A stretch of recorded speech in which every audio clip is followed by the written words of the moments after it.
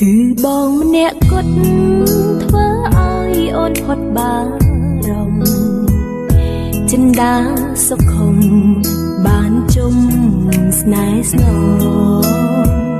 រូបក្បាលប្រថ្លៃមានន័យពេលកន្ល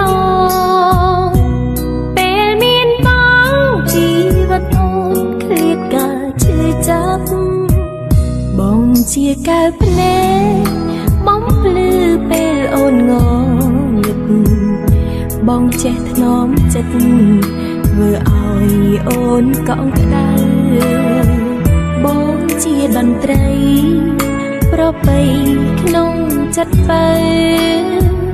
តែងបានណាត់ណែធ្វើជាផ្លូវស្នេហាយើងម្នាក់គត់ធ្វើឲ្យអូនផុតបារ